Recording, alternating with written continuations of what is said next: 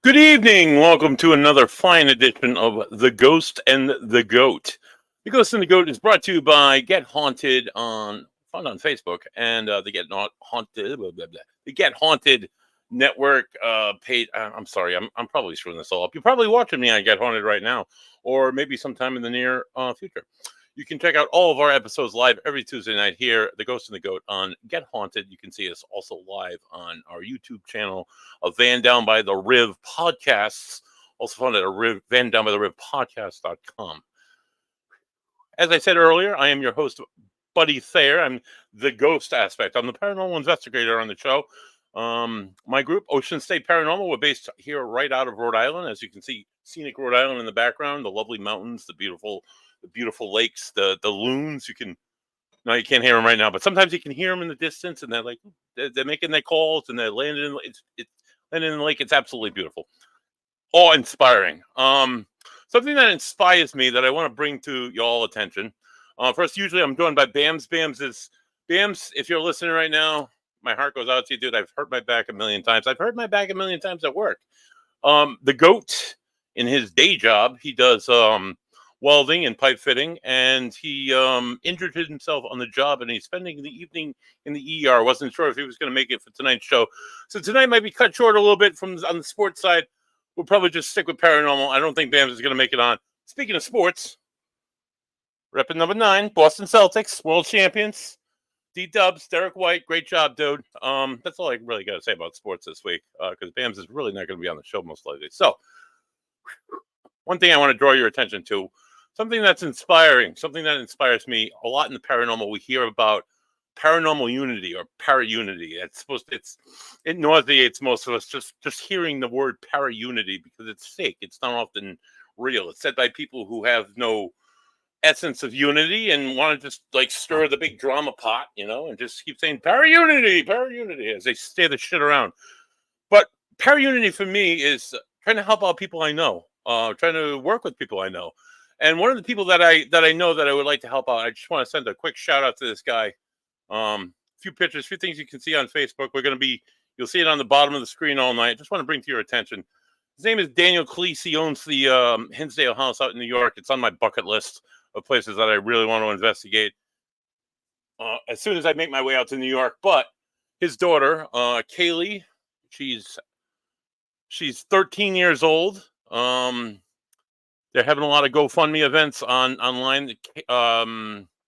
Stay Strong for Kaylee. This is like a mass on her right knee. Instead of playing basketball or going swimming this summer, she is receiving chemo treatments. You can buy merchandise like this. Stay strong like Kaylee. Hashtag fight osteosarcoma. She is suffering from osteosarcoma, obviously, and this is what they're doing. They have various people got together, made products like this. T-shirts, hats, coffee, things that you drink coffee out of. I'm not sure the word right now. I'm sure somebody will think of it. Go to Facebook, Stay Strong like Kaylee, or at the bottom of our screen for the entirety of the show, you'll see this. This is her. Let me get up here. This is her GoFundMe. Shine Strong like for Shaylee. I'm sorry, I messed that up. So Shine Strong for Shaylee. You can find that on Facebook, and that's her GoFundMe link. Be sure to go out if you can donate, if you can help people out. This is para-unity right there. This is helping people out. This is what it's all about. Not that bullshit that the drama queens stir. Okay, so check her out, check him out, check out the things he does. Check out the Hinsdale House if you're an investigator too. I've had Daniel on another podcast twice, and he's intrigued and scared me in the same conversation about the level of paranormal activity that that exists in this little tiny house out in Western New York. So when I am finally able to drive the 7 or so hours out there with my team, I am going strong. I'm going to the Hinsdale house. Shine strong for Shaylee. Thank you, Maggie. Maggie. So our guest this evening, speaking of para-unity, this is a lady who screams para-unity. She's a longtime paranormal investigator. She's a former director. And in my eyes, she'll always be the director. She'll always be the caretaker of the Rhode Island Paranormal Research Group, one of the premier paranormal groups here in Rhode Island, paranormal research groups. Just the way they do things. It's just like these guys are cool. These guys are professional too. These like the clowns you're gonna see on like YouTube.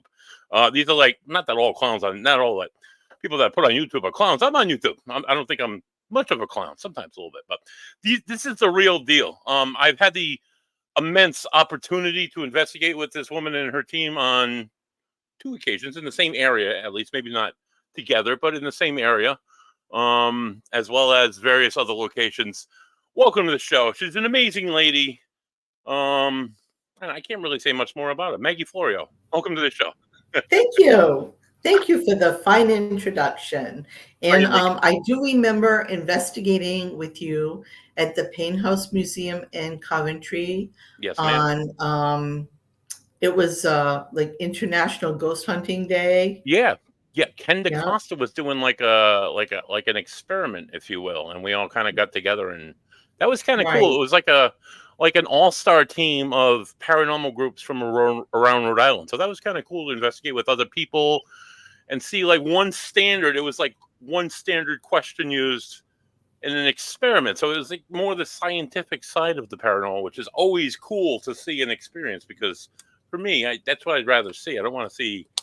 I don't know. What about you? What are your thoughts? Is it more scientific, Maggie? Is it more by feeling?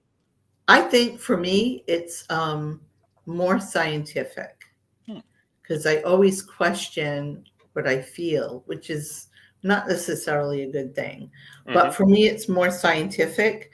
Like, the longer I stay in the paranormal field, the more skeptical I become. Because, you see a lot of stuff. But I've also learned that it's better to be kind than it is to be right. Like if somebody shows you a picture on their phone and there's like a bright orb in it, and they said, "What do you think?" "I think it's my grandfather's spirit come to see me." You don't want to say, "Oh, that's just a reflection. See, the sun was on that side." And, because who knows? It might be. Maybe. It might be. You never know. So that's what I say.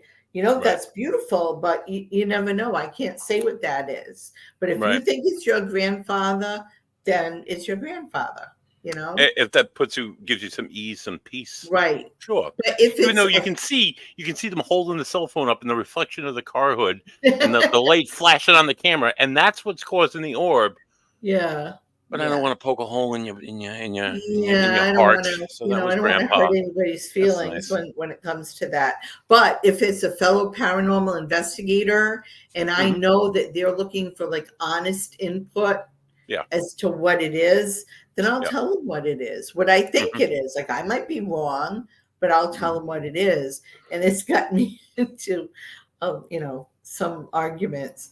But of course it does. People are passionate about about their evidence or lack thereof sometimes, and are willing to call you every name in the book if you disagree with them. It's and a lot of times I disagree. A lot of times I disagree with what I get. It's like, what's that? Well, it could have been this. So never mind. It's no good. Right. Absolutely. So if you have doubt, you toss it out. Obviously, not just Jason Hawes put it best when he said, "If in doubt, throw it out." Right. If there's ever any doubt, there's reason to think it's not, reason to think it could be something else. There's so many explainable things in the universe that people don't think about. What are some of the best answers that you have for people when you tell them, first of all, it's not paranormal? What are some of the most common reasons what's going on? It's usually environmental. Like dust or pet dander or hair. Orbs, A stray piece of hair or orbs. lint Yeah, or right. smoke or, it could be condensation. I mean, I remember, showing people when I first started, showing people in the group my pictures, and they're like, no, that's raindrops. It was raining that day and it got on the lens, and Right, you know, moisture. and when you're first starting out, you need that. Right. So Oh, absolutely. what it is, Absolutely. but it feels, you feel kind of hurt if you think you got an EVP and somebody said, oh no, that's like somebody was moving a piece of furniture, or somebody was opening a door and it Right. made a weird sound, and it's like, okay. I've had that happen. I've had that happen where, dude, I got something really good. Oh, hey, we're gonna play it at a group meeting. So you play it at a group meeting. Dude, that sounds like a growl to me. What do you think? Everybody's like, wow, that sounds like a growl. And it comes to me, and I'm like, it may not or may have been me farting at the time. I'm sorry. I'm so sorry. I'm so sorry. And everybody's like, what? Oh, that does happen. And it's That me, the leader does of the group, happen. and I'm the guy who doesn't tag it and then lets it sound like a growl, and everybody thinks it's a demonic entity. No, I just had beans for lunch. I'm sorry, guys. I had a little squirt there, but yeah. Sometimes it's very most of the time, it's a very explicable answer Right. that people are not looking for. It's usually man-made or environmental, stuff like that. Now, on the flip side of things, Maggie, what as a paranormal investigator in Rhode Island, in the Rhode Island area, what is the most tremendous amount of spiritual activity that you've encountered? Tremendous. Like the most, like, holy shit, oh my God moment. Like overwhelming. Overwhelming. You knew it was paranormal and it was overwhelming, or it was like holy shit moment in your life. Yeah. I think I've had a lot of those moments. Okay.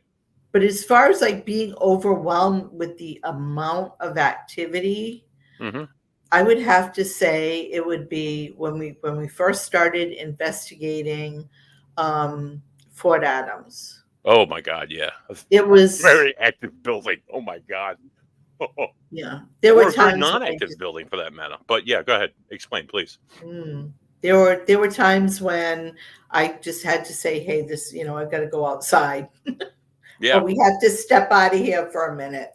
Very overwhelming. So for our audience, Fort Adams is one of the largest forts in North America. It's housed here in Newport, Rhode Island. It was built just after the War of 1812. It never saw any action. However, one of its most time-honored commandants was Ambrose Burnside, who was not from Rhode Island, who fell in love with Rhode Island and became a war hero. Then not so much of a war hero, and then went on to be a senator and a governor, and great celebrated man from Rhode Island. Actually led the Army of the Potomac for a while during the Civil War, and he made Rhode Island his home. But this fort, I've investigated this fort and has had nothing happen.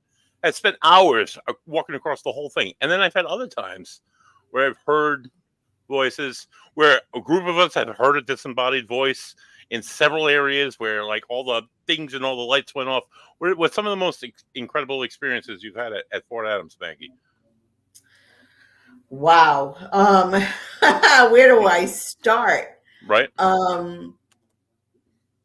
When we first started doing the public investigations, the ghost hunts at Fort Adams, we would like post people at different locations in the fort, and then we'd have the docents and maybe one or two of our group members take a group of people through to each location. And we had a whole plan and everything, how it would rotate.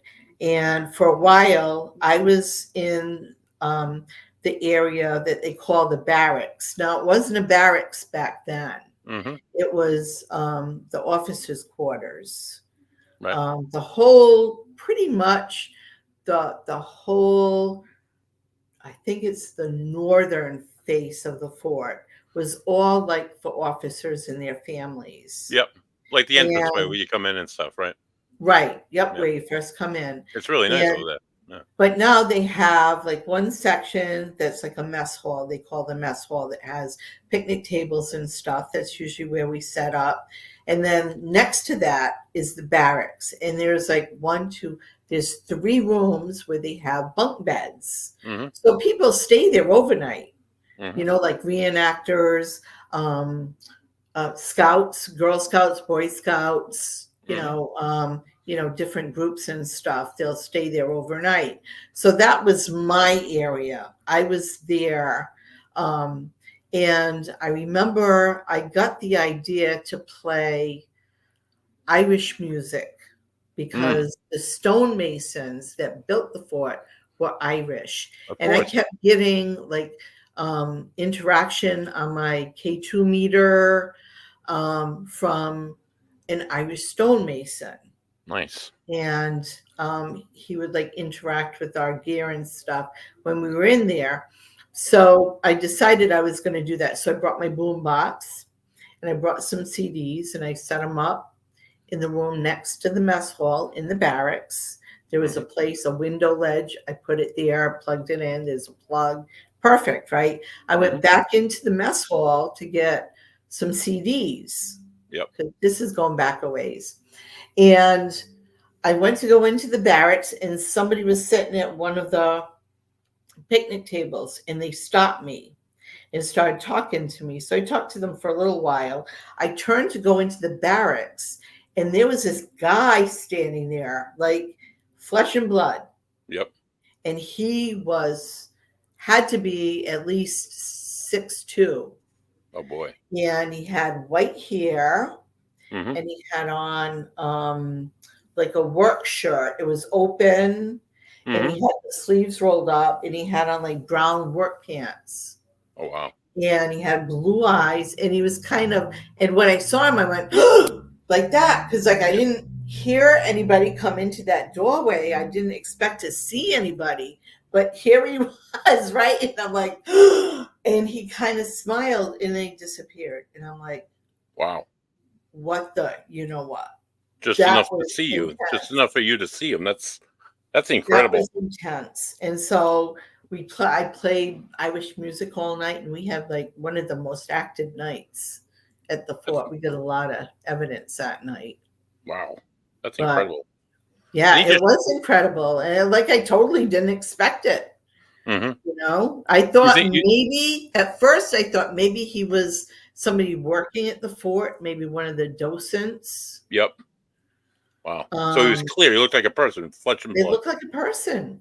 I mean, like I've had those experience. I've had that experience maybe once where I've seen, or maybe twice, about twice, where I've seen it. It looked like twice and a half. It looked like a full-fledged person.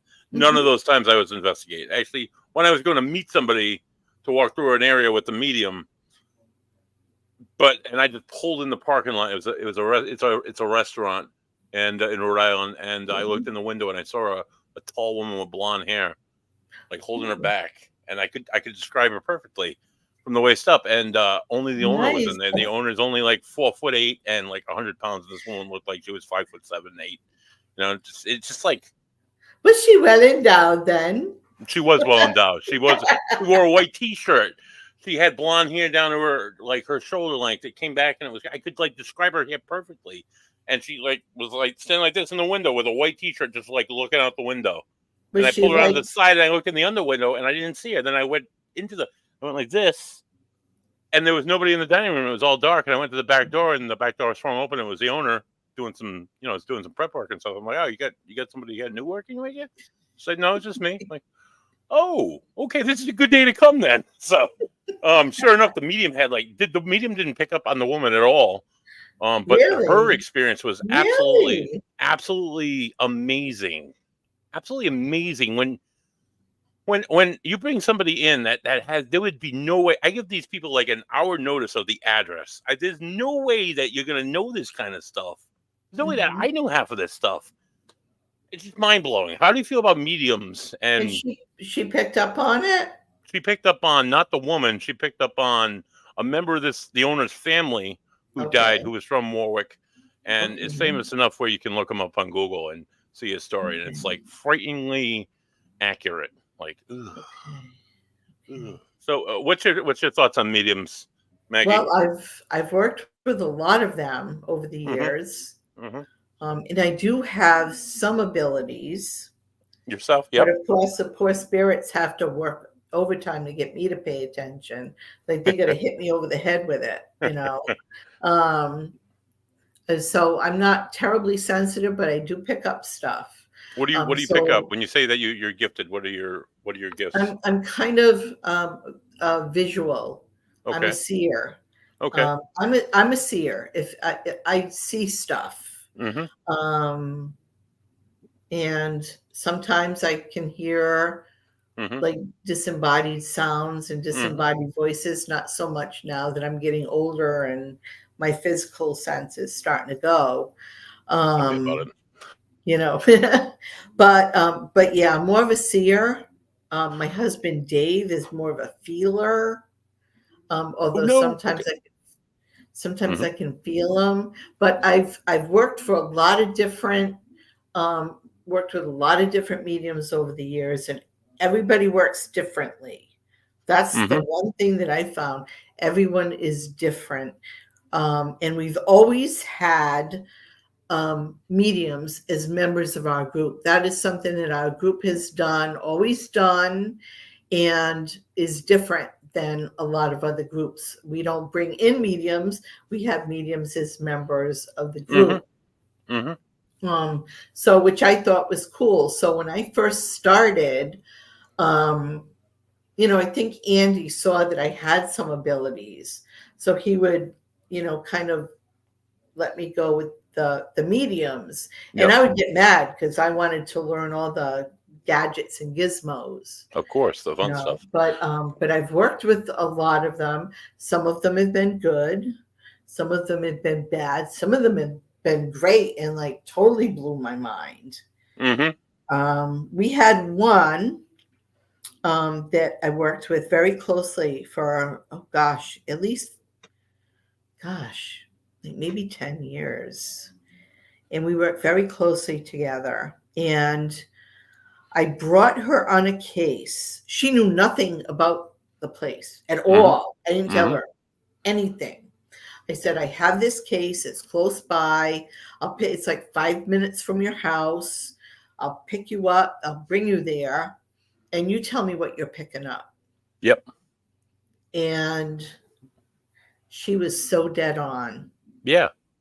And I could not believe it. Like she didn't even have the address. I'm like, I will pick you up. We Wow. will go there. That's awesome.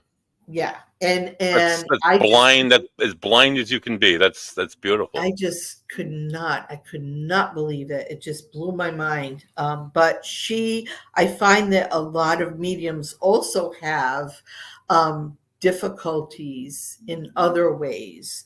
Mm-hmm. And she would absorb a lot of negative stuff. Right. If there was negative stuff, it was going to go after her. Hmm. And that wasn't good. Right. So I think Oh yeah. after No, a that can't be. while it got to where she had to stop. And I totally get it. I totally get it. Now, is this something you're able to flip on and off at will? Can you say, all right, I wish. I'm I, ready to listen now, open for I have business, to. or I really have to work hard sometimes yep, to say, no, not now. I don't want this now. I don't want to see this. Don't show me this. I don't right, want to know, right, and just kind of put up barriers. mm-hmm, mm-hmm, So for there sure, are, being someone who sees and is visual, it's easy for me to visualize barriers around myself. yep, And depending on the intensity, I can go from a bubble to a brick wall. You know what I mean? you There have kind of been have to, times when I've had to put up a brick wall. yeah, right. You got to protect yourself. So it's not really something that you can turn on and off at will. No, It's right. My wife, she passed in 2019, but for years she had I experiences remember and things Heather. that she I could spoke not to her. explain. Right, she's a great woman, and she was terrified to come on investigations. Eventually, she started coming, and she knew things that there'd be no way she would know. And I would Mhm. find out like months later through like researched or digging. She could care less about half of this stuff and would know it. But in reconnecting with my Auntie Dale, my Auntie Dale is she worked with our team for a number of years. She's a licensed therapist. She's a Reiki master, Reiki master 2. This is your aunt, right? Dale, yeah. She recently moved. Yeah, I followed her on Facebook. She's awesome. Last year I've met her a few times too. She's very nice. She's a great lady, and she brought the energy working to the group. She did a lot of pendulum work, which honestly I was very skeptical at first, but holy shit, she made me a believer. And she brought a lot of like mental health awareness to the group. Yep. So stuff like that. And she would tell Heather that if you're experiencing, just picture in your mind, all you hear is 1,000 voices come through at once, 1,000, but they won't shut up. So just picture a box in your mind and put them all in the box and close the box. And you say you can't open the box. After training herself for a number of weeks, she was able to put the lid on the box. In certain places, that lid bubbled. And she had experiences, Gettysburg, Antietam, just different, the lad school, the grounds of the lad school.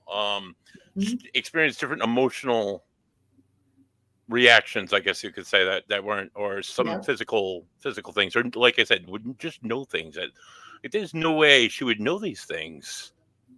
Someone who didn't care about history or anything historical, couldn't name more than 5 presidents, could tell me details of soldiers that fought in World War I from Cranston. Some things that took me forever to find out to verify, but just how they know this stuff is right. It's frightening, Is it that subconscious connection to the universe, or is it the spiritual world knocking on our door? I'm yet to find out myself.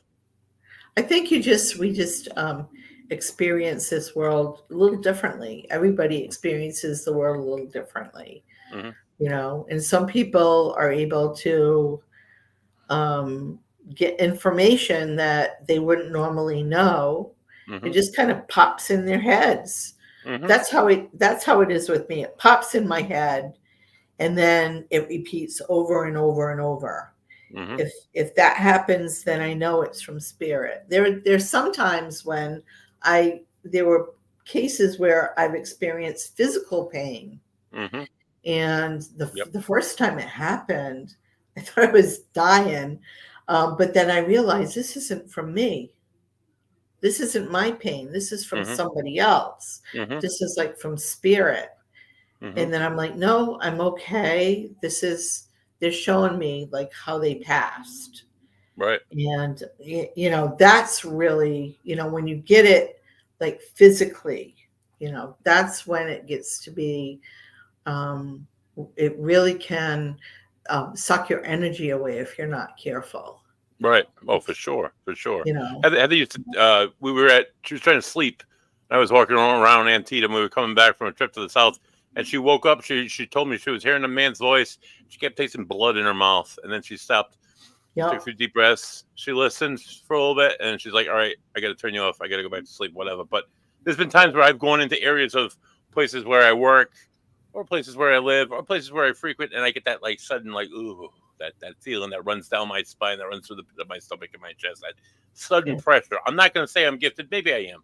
But maybe it's just the way my body picks up on the energy difference. When I experience that while investigating, I get some pretty damn good results sometimes. So maybe it's spiritual. But in those moments, I say, hey, I'm not here for you. I'm just grabbing something in the basement. Leave me alone. I don't want to see you. Leave me alone. And I'm talking the whole time, talking out loud the whole time. People might think I'm nuts, but leave me alone. I don't want to see you. I'm not here for you. Leave me alone. I don't want to see you. And you can feel it. You can just, it's like somebody's standing on top of you. It's just, it's so uncomfortable sometimes. It is difficult to shut off. One thing I wanted to talk about with you, Maggie, we talked about women in the paranormal and female experiences. Yes. You're also now a newly crowned author, right? I am not an author. I've been featured in at least 8 books that I know of. I've contributed to over the years, but I do not have a published work as yet. So I've written one, but it hasn't been published. I've kind of been hanging on to it and working on it here and there. But this one is by Nicole Strickland, Denise Agnew and Marie Jones. Now it's called Women on the Fringe, Groundbreaking Women in the Paranormal. And it's a collection of experiences from women that have been working in the paranormal field for a long time. People that you probably have never heard of. Maybe. However, they do different things. Some are Reiki masters, some are podcasters, some are historians, some Nice. are into ufology and cryptozoology and all those ologies that the Theologies. Yeah. scientific world loves to. The scientific world loves ology, biology, psychology. So this is a really good book. You can order it on Amazon. And what really got to me was I don't know if you can see, there's a little cat here. Wait, right here. Yeah. Where's Lucy? I see that. Yep. Where's Lucy? And that's the name of my cat. Oh, So wow. Look at when that. Nicole contacted me and asked me if I wanted to be part of this project, I was like, yeah, I could, write an article for it. So basically it's just articles. I'm on page 100 is where my section is. I'm like right in the middle of the book. Yep. But there are a lot of, here I am. This is my section. Starts on page what's your story, Maggie? What's your story? Paranormal investigator, researcher, member of TRIPRG. And it just kind of goes through the early days, why I got into the paranormal and all that stuff. Yep. Now, were you born with this, Maggie? Were you born with this gift? I don't know. I think I might have been because it was like a perfect storm. I was young and open to suggestion. My father used to like to tell me scary stories before I went to bed, Yep. And when I was a child, there was a very popular TV show that started. It was a daily soap opera that had elements of the supernatural, like ghosts and vampires and werewolves and parallel time, and they even had like a Frankenstein monster, and it was called Dark Shadows. Oh yeah, Dark Shadows. Yeah, and it filmed was, right in the opening was filmed in Rhode Island, right? Another. Yes, it was Rhode Island secret. Nice. Yep, Seaview Terrace was the building that they used for the outside shots of Collinwood. Yep. And the Black Pearl is what they used to use for the outside shots of the Blue Whale. Also, I heard that the name Barnabas Collins came from a stone that Dan Curtis saw in a local cemetery in Newport. I don't know what cemetery, but that's where it came from. Because Barnabas Collins was not there at the very beginning when the show first started. It started with Victoria Winters, a girl on a train. That's how it started. So, and then the house I grew up in was paranormally active. And, I saw my first apparition at the age of 8. Wow. And at that time, I just thought this stuff was made up. Right. It was just stories. It was just TV. It was just movies. It wasn't real. It was just, superstition or whatever. Just made people's up. imagination. I was a Catholic, I believed in God and Jesus Christ and, all that. And so this was just made up stuff. But when I ever saw that apparition and there was no way to explain it. It changes you a bit. It does. It really does.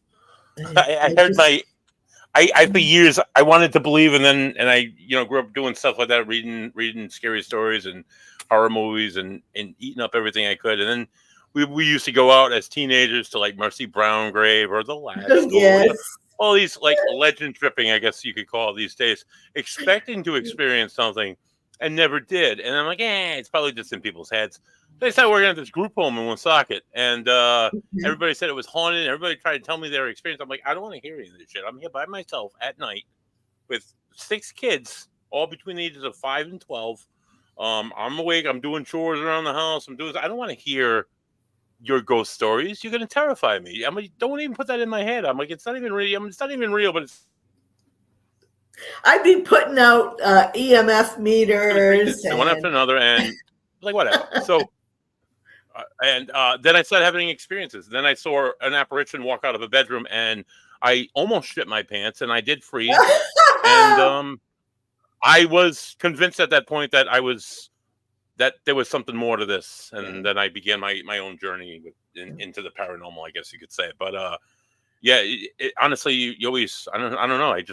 I said no, it's not real until it said, yeah, buddy, it's real, and it like it's made real. itself very much. It's real. Very much in my face. Very real experiences. Speaking of real experiences, we mentioned like scary stories as kids. As a kid, my father had a collection. He still does. He has a collection of all the Rhode Island state almanacs, all just like little tidbits and facts about the state. In each of the almanacs, starting about the late '60s, early '70s, he started a legends section, and the legends were like ghost stories from around Rhode Island. One of them was the Ramtail Mill, the oldest haunting allegedly in Rhode Island, which I've been to, which is really cool. Another one was a story of a guy was driving out in the woods in Burrville, and he hit a dog or a wolf. He thought it was a wolf. It was a rather big dog. And he got out of his car to check on it, and the dog got up, looked at him, and started walking across the street and disappeared. It was a animal apparition, or what I guess would be described as an animal apparition. What are your thoughts on this, Maggie? Do dogs and cats come back after they cross the Rainbow Bridge? Well, you're a pet owner, and I know that you've lost pets, and you've probably experienced the same thing I did. Like, I had never had a dog until I think it was like 1995. Yeah, by 1996, because my son was he was in kindergarten at the time, and he wanted a dog real bad. And I said, well, if we're going to get a dog, we're going to the pound. So we did our research, and we thought a beagle would be a good fit, because we have a small house with a small yard. We can't get a big, huge dog. So my husband and my son went to the pound, and they had a purebred beagle. Wow. She was gorgeous, red ticking, and she was just so scared. And so they said, we want to get her. So we got Sally. We had Sally for 10 years. She was just the best dog. She was dumb as a box of rocks. She was not a howler, except when we would leave her alone. Okay. And then she would howl and cry. Yeah, that's what they're known for. We found out from our neighbors, unfortunately. But she did not have a mean bone in her body. And that dog could find a French fry this big in a 4-foot pile of leaves. Swear to God. And she'd eat it like before you could even Right. But she passed away. She had congestive heart failure. We had her for about 10 years. And she was about 2 or 3 when we got her. So she was like 12 or 13. And she was in my son's bedroom, and she was breathing. I woke up. I'm like, where's Sally? Not in bed. She's dying. I go and my son, she's in my son's room. And she was like laying in a very strange position and breathing heavy. And I said, oh, this is it. So my son woke up. He says, what's going on? I said, I think it's time for Sally. And he started crying. And then, but I turned her on her side so she would be comfortable. And my husband came in. And as soon as he came in, that's when she went. She was waiting for Dave to come in. She wanted us all to be together. Right. She's part of the family. So that was just, devastating. And probably a couple of months after that, I would hear at night, we have tile floors. I would hear the sound of her claws hitting the tile coming down the hallway. Oh, I'd wow. feel her jump on the bed. Oh, wow. She was good size. You know, she was like 30, 40 pounds. Jump on the bed, and then she'd circle around. I could feel her circle around and poof, just plop. Plop. And like I'd be half asleep, and I'd just reach over and I'd say, "Oh, good girl, Sally," and there was nothing. So, Right. and I would feel her like walk by, see her out of the corner of my eye. This happened for a while, probably a good 2 years, you know, and then it stopped. It just stopped. Yeah. Yeah, that's so incredible. That's as a dog owner, that's a great story because it gives you that peace of mind that that there's something afterwards. For me, my dog Sophie passed. We talked about it a little bit before the show. I had a golden retriever lab mix. I got her with Heather, and she was our dog. And then Heather, there was one video where I filmed. Heather came home from the hospital about 6 months before she passed. And I opened the door of the apartment in Pawtucket. I opened the door and Sophie's in there and it's recording. And I'm like, come on, Sophie. I got it. And Sophie's just like grabbing a bone. And then my wife starts speaking from in the hallway and she just runs out to my wife and they have this moment together and my baby bubble. It's brings me to tears if I start detailing it. But it's one of those like touching videos of her coming home. So when we were Sophie, she had a osteosarcoma in her paw. They gave her 3 months to live, and they're like, it's inoperable at this point. It's huge. It came out of nowhere and just grew massive. And honestly, she had an accident. I thought she had fallen off like 4-foot steps going up to my mother's house. She fell, so I thought she was limping from that. So I thought it was just something from that, and then ended up being cancer. I'm like, oh God! And they're like, 3 months. You can keep her comfortable. We'll give you the meds, but don't expect more than 3 months. She lasted, and this is like not even a year and a half after Heather passed. This is like early 2000. Heather passed in 2019, and she lived 20 months. She died September of 2022. The cancer finally caught up to her. She was running around the yard. She still had quality of life. We wouldn't go on walks, but I mean, she was happy. She was comfortable. And then the cancer became too much, and she started getting nosebleeds. And then I made the decision the night before that I was gonna. It was time. It had to be time. My current girlfriend Betty Jo, she's a vet tech, so that's tremendous. And so I made the appointment. And the next morning I got up and her like the nosebleeds were because the tumor had moved in her sinuses and like her eye was starting to like. Oh, I'm like, oh my God, it's definitely time. There's no doubt in my mind. So I took her there and I took that video out of my wife, of Heather, and I played it as she went on. It was a tremendous moment for me. But what was even more tremendous about this whole moment, about 2 months later, my mother and I were having breakfast, and we noticed that Roland Comtois, who's a famous medium from here in Rhode Island, who's given me so many messages from Heather, was coming out again. He hadn't done a show live in years because of COVID. And he was coming out and doing another live show. So we went to see him at this yarn store in like Richmond, Rhode Island. There were like 60 people. Me and my mom were sitting in the back with my Auntie Dale. And he starts coming through. And he goes right at my mother. He's like, your daughter-in-law is standing behind you. He's like,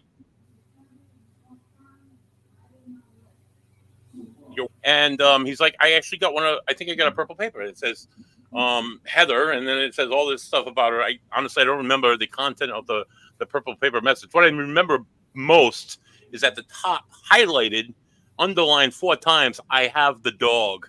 So that was always like my, like, you know, I could always imagine her going to heaven and them meeting in some magical field in the sky. I don't know, Maggie, but it was just absolutely beautiful.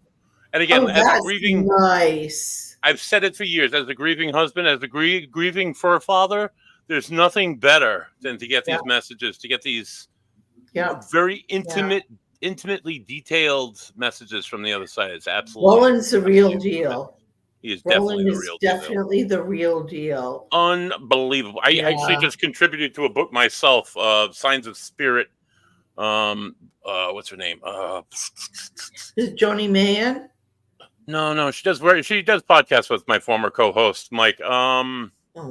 Oh my God, Cinch Schrader Hill. She's amazing. She's from out in like Illinois, Indiana. That she has a lovely Southern accent, and Okay. she did Signs of Spirit 1, which was like signs from the other side when you're an investigator. And then people reached out and said, "Hey, you should do from like grieving spouses, signs that people have gotten." And I was talking about it one night on a show, and she's like, "Oh, you got a story?" I'm like, "I got a story for you." And so I finally sat down with her like about a month ago.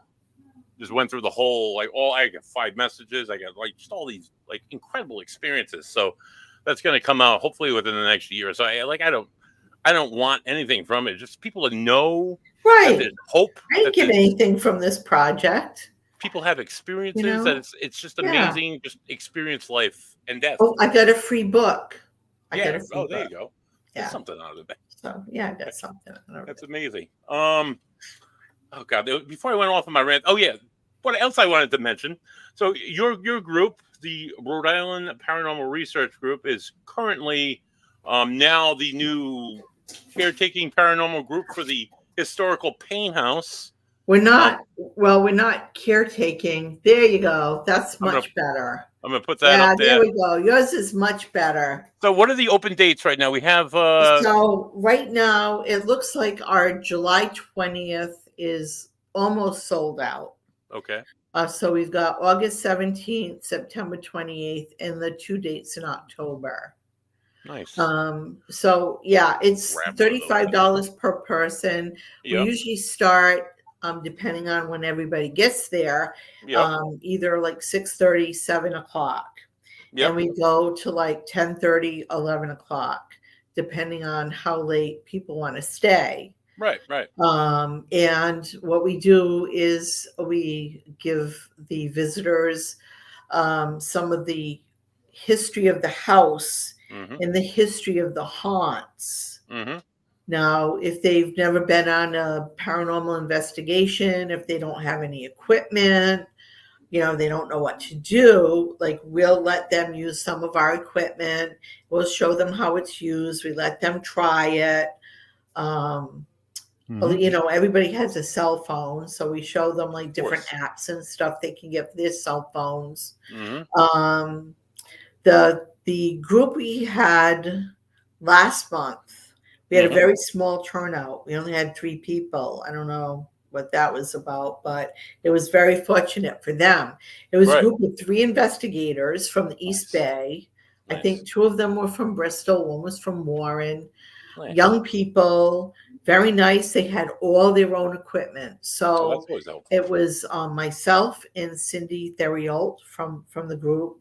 And we just gave them some of the history of the house and, showed them what different things were and talked about some of the experiences and some of the evidence that was caught there. Yeah. And just let them go. Oh, for sure. So, they had the whole place to themselves. So, Maggie, a few questions. Wanted to go. That's awesome. Few quick questions. So, if a prospective group of people wanted to purchase tickets, how many first of all, how many tickets are available per evening? How many people do you We try to limit it. Like we had 11 people the first night, and that was plenty. I would say no more than 12.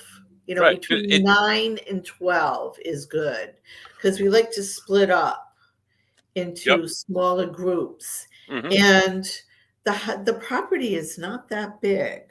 No, it's not. It's like a series of houses, like puzzled. Right. It's 2 houses put together. It's a very strange place. But like if your team is in the basement, there's like almost like 3 sections you could do. If you're on the main floor, you have several rooms, so you can spread out. Same thing with the 3rd floor. The attic is really tight. But even there's like 2 sections that you could kind of split off.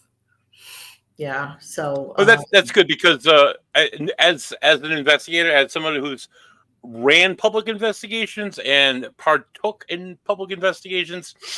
I'm not thrilled with public investigations. There's really not a ton of investigative value you can pull from one because you can't control the environment. That's my biggest pet peeve, is shutting out the outside noise as much as I can, controlling where the sound is going to be, controlling every aspect, but you have no control when it's a whole bunch of strangers from the public, which is cool because people get to experience this stuff, but you got to be a whole lot more skeptical when you listen to EVPs and stuff like that. So it's that. So I would need, like, what if I came in with like 10 people? There'd be a good chance that we had the place to ourselves. Yeah, that would be all right. All right, that's good. It's a good, reasonable price, $35, and the money that is sold for the tickets, where does that go? It goes to the Paint House. The Paint House, which is extraordinary, which is why people Western Rhode Island Historical Society goes to them. Fantastic. Always giving back organizations. We raised money for a number of years for East Greenwich Historical Society. They're held together by like trustees and people who have been doing it all their lives, and they need all the support they can get to keep this history real. I know at the Paint House they have a Civil War. I think it's they do. The fourth. They have a Civil War room. They have the fourth volunteers. They have a doctor's kit. They have a couple of drums. They have photographs. They have a lot of memorabilia. Okay, that's cool. From the Civil War era. A lot. Yeah, for sure. Now, you talk about experiences and evidence that have been collected at the Paint House over the years. What's some of the best that you've collected? I think the EVP. Whenever I go to the Paint House, we always get EVP. And any particular room? Any particular spirit? It's usually from the little girl that's there, Cora. Yep.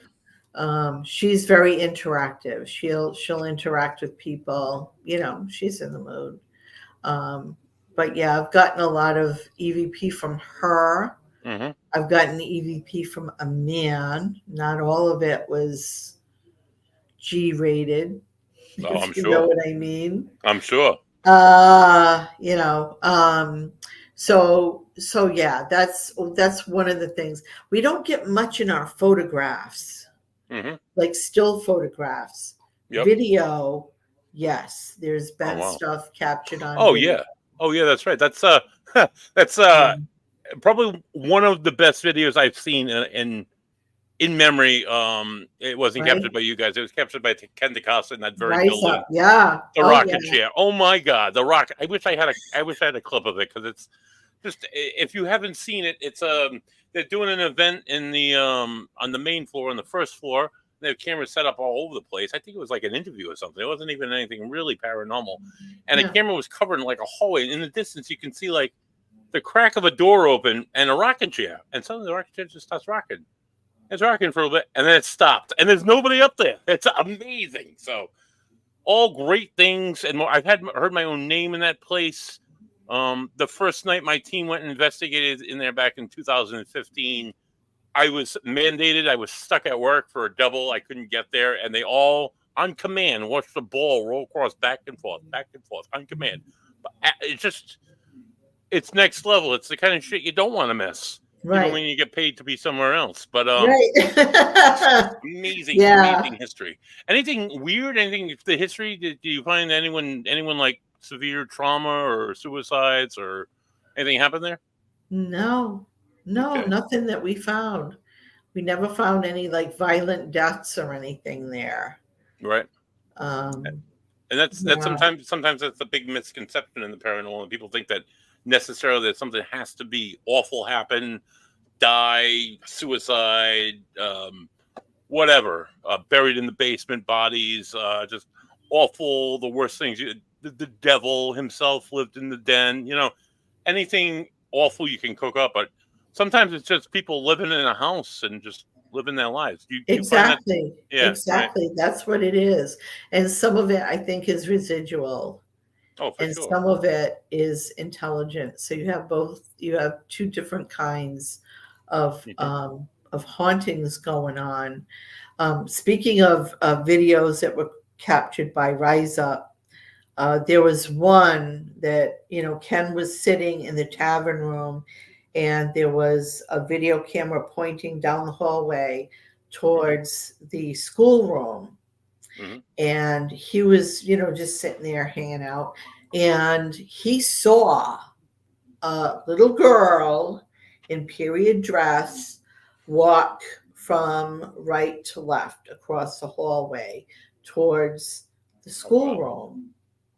But what the video camera picked up was a blinking orb that went across the hallway towards the schoolroom. Wow. That was another, and that one really blew my mind, because I had an experience where I was on the second floor. I had a couple of newbies I was training, and my batteries went dead. Of course they and did. I didn't have any extras with me. Mm. Prime teaching moment. I'm like, Mm-hmm. okay, I should have batteries with me. So, this is an opportunity for you to learn. So I had a couple of guys setting up in the next room. I said, keep an eye on them. I'll be right back. So I had to go downstairs all the way around to the room they call the meeting room. That's where all our equipment was. So I'm going down the stairs, and I see somebody in front of me, and they have on light colored pants, almost like khaki, and loafers. And I'm like, hey, wait a minute. Can you get the batteries for me? I need some Hey, and they kept going. I'm like, son of a, you know what? Right. So I come around the corner into that first room, and I'm looking around. I don't see him. I go into the second room, which was the parlor, which is the parlor. We had a camera set up there. I'm looking around. I don't see anybody. I'm like, now I'm getting mad. I get to the hallway between the two levels, and our technician is putting the wires against the wall. And I'm like, who just came through here? He's like, nobody came through. I'm like, somebody just walked through here. There's somebody in front of me. It's like, Maggie, there was nobody. I'm like, oh no. So I get in the next room. There's Andy sitting at the monitor. He's got this grin on him. He says, you look like you just saw a ghost. I said, I think I did. He said, I watched it. I said, let me see. He said, we weren't recording yet. He said, he saw what he saw. He had a camera set up in the schoolroom. He saw a blinking orb come into the schoolroom, went through the wall, which is adjacent to the stairway that I came down. Then he saw me come into the parlor, and I'm looking. He saw the blinking light come into the parlor, went past the camera in the parlor, and then he saw me come in, looking looking around, like, where is this person? And then I went in the room where he was. So again, I saw a person. Yep. And Andy saw a blinking light. So it's kind of incredible. And the blinking light was captured by the video camera. So the eye in the camera see two different things. Oh, for sure. So video, audio, SLS. Yep. We've gotten some interesting SLS. The dancing man. The dancing stick figure. Yep. We've got some SLS there. Definitely. And we've also gotten some thermal stuff there. Oh, that's cool too. Yeah. We had on Joe Ray Nolan last week, and they had a picture with him that I put on the poster. It was him sitting on a bed. Lizzie Borden. He's sitting on a bed, and they have a thermal, and like a figure. You can see that the head sits right next to it. The head, the body, the legs, that thermal. It's like you can't make this shit up. It's how does this? What else is this? Please explain it to me. You can feel a draft next to him. It's it's awesome.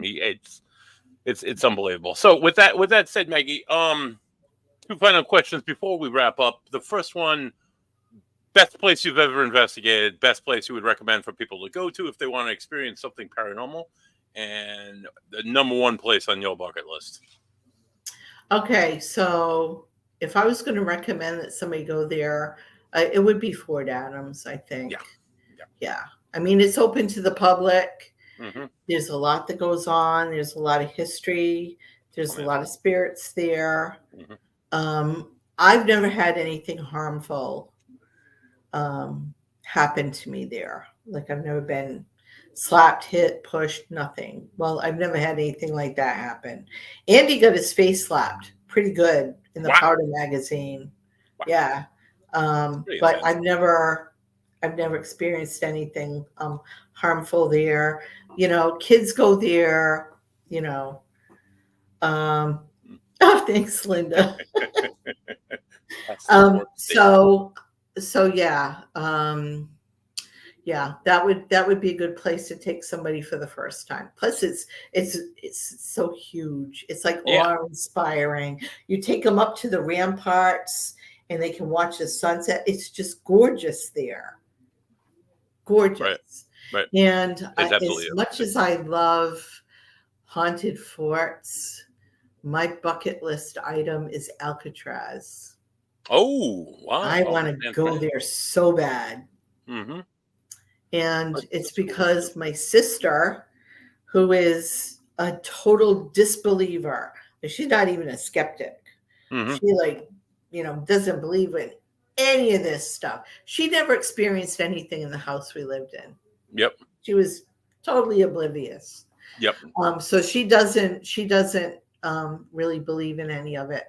She said that she got creeped out during a tour at Alcatraz. She said that place is creepy. If any place is haunted, it's that place. It's a jail. A lot of bad people were housed there. They were probably not treated in the best of ways. Mm-hmm. Our prison system has definitely evolved since the days of Alcatraz, so I can imagine the incredible energy that you might pick up there, as far as any prison, as well as any prison. So that's pretty incredible. Maggie, if anybody wants to know more about the Payne House, where can they go and maybe book an evening at the scenic? So the email address is info.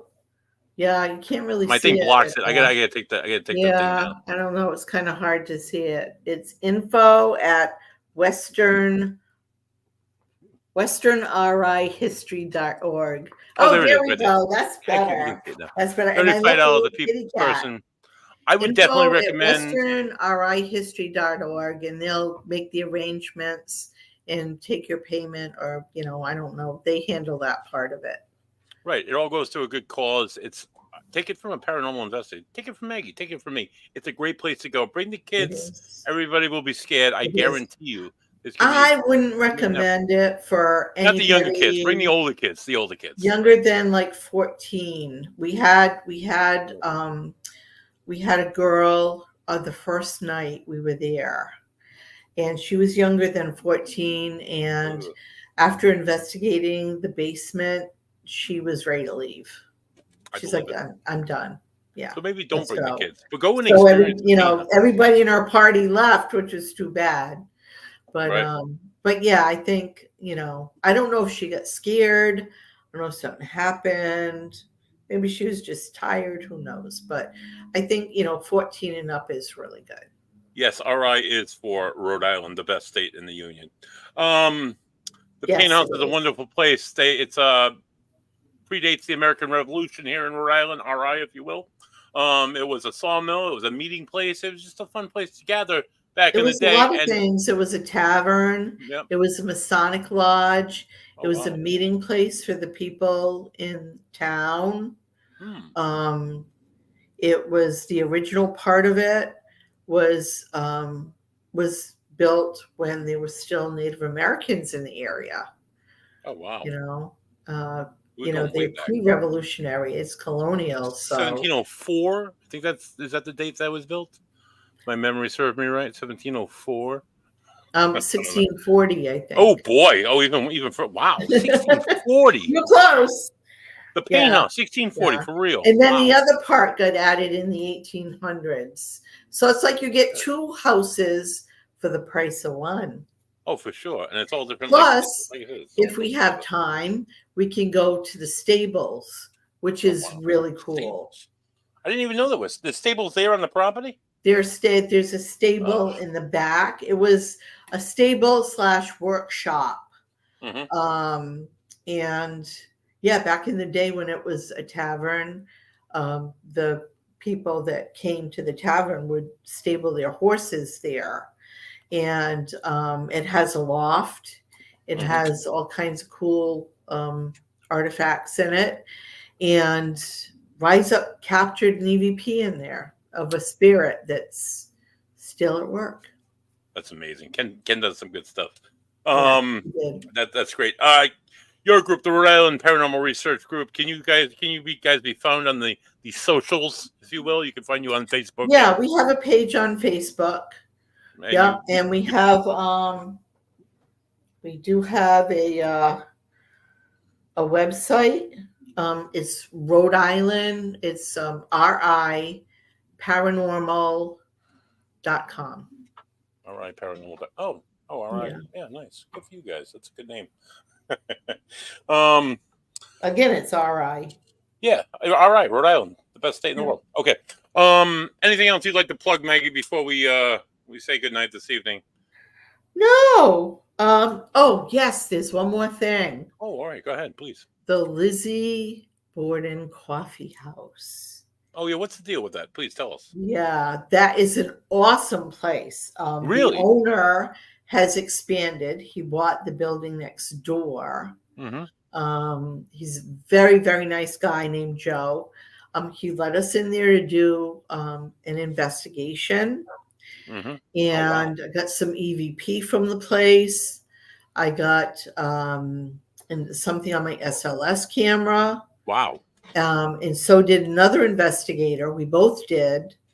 The place was very active. We had the house next door to Lizzie Borden, right? That's a building next door. It is. It's next door to Lizzie Borden. It was owned by, I think it was Lizzie Borden's uncle, or it was like the generation before. Mm-hmm. So it was earlier. It was before the murders. Right. And he and his wife lived there, and they had 3 children in rapid succession. Oh, wow. And the woman had a real bad case of postpartum depression. Mm-hmm. And she took the 3 children into the basement where the well was. Oh, and she drowned the 2 younger ones. The third one got away. She ran away. Mm-hmm. She ran to the 3rd floor or whatever. She ran to her aunt's house, I think. I forget, but she got away. Mm-hmm. And after the woman killed the 2 children in the well, she took her husband's straight razor and went behind the chimney box and slit her own wrist, her own throat. Brutal. And she brought somebody back. When she ran off, she went and got somebody, brought him back, and it was too late. So there is an incredible amount of energy. Oh, I bet. But the spirits there are not like sad. Mm-hmm. They're not, like angry. They're not like, you would think like victims of a murder or suicide would be. Right. Would probably be. They're not. They're kind of funny, actually. When, a couple of the EVP I got were funny. One was imitating me and one was laughing. I mean, they were funny. And Joe said that one day he was all alone in the building and he had to go downstairs and get some cups because his storage room is near where the well was. So, but he says they don't bother him. So he went downstairs and he got his cups. He left the water running upstairs in the sink. Mm-hmm. And then while he was down there, he was looking for something else and he forgot the water was running. And then he's like, oh my God, I left the water running. So he ran upstairs and he got to the top of the stairs just in time to hear the water shut off. And he was all alone. And he said if the water had gone just a little more, it would have overflowed It would have went into like the overflow thing. It was like an overflow thing. But so they're helpful. I mean, he's like, thanks, Yeah. So That's he's good. very at ease with them. That's And cool. And but they it have good is coffee. That's my question. If it's a coffee house, do they have good coffee? the coffee is amazing. Nice. I'm I a coffee had snob. That's why I ask. I had the Maple Croft. Oh. And I'm not one for like flavored coffees. They Mm-hmm. usually make me nauseous. Yeah, right. But They're too this sweet. one was like maple flavored, and it was, I drink mine black, but I had a For little bit sure. of Yeah. milk in it. I think it Mm-hmm. came with milk in it. It was absolutely delicious. Oh, that's great. Absolutely delicious. And they have baked goods there. He was looking into getting a license, a victualizing license, because right now he brings the baked goods in. Mm-hmm. But he was looking into doing that. Like I said, he bought the place next door. He has a dining room. He has an outdoor room. One of the things we captured, excuse me, on Obelisk was field, cows, fence. Yep. Like, we're in the middle of freaking Fall River here, right? Well, And right. the owner said no. He said, back then, this was all farmland. Sure was. They had cows back there. Mm-hmm. Sure And was. we were getting this. So this is the time that the spirits lived there. They were kind of letting us know, like, what time they were there. They had fields and cows and fences, and sure did. It was kind of cool. There's a house in Fall River. It's called the Durfee House. I had the pleasure of investigating there. Charles Reese brought me in there. We had some incredible experiences in there. The Durfees were one of the colonial families that helped support the Rev War, and their land is like it overlooks the river, like right before the Bragg Bridge, and it went all the way back to Watuppa, that big old lake in the back. That's probably like 5 or 6 miles over on the other side of 195. Big sparse of land, and he was a farmer, and that was all farmland back in the 1700s. So that doesn't surprise me at all. Fall River also used to be a part of Rhode Island up until right after the Civil War. So, but yeah, it's fun facts. They boomed after the Industrial Revolution, but before that, they were right on a river. It was perfect farmland. But didn't they have a thriving seaport too? Like New Bedford I would and imagine Fall so. River, Or where New like Bedford, the they whaling were like city, whaling, fishing capital, of Massachusetts, for sure. Yeah. Love the history. I could talk history. Talk history till I'm blue in the face, Maggie. But if you ain't got nothing else to wrap up on, I don't expect to see BAMs tonight. In the world of sports, the Boston Red Sox are playing a whole lot better than I anticipated. Hawk. He is not the YouTube, not the sensation on TikTok, but the T Hawk. He has the most quality starts, with top 5 in the MLB. They're doing things in Boston. They're winning championships. We're not gonna win the championship in Boston again for a while, but it was a good run for the Boston Celtics, and that's all I really got for you. Maggie, I want to thank you for coming on. It's always a pleasure to talk to you. I look forward to. I'm going to get my group into the Pain House. We're going to come full-fledged. I hope to see you there.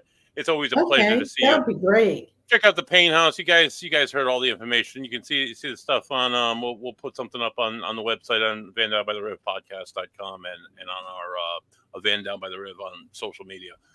Check all that stuff out.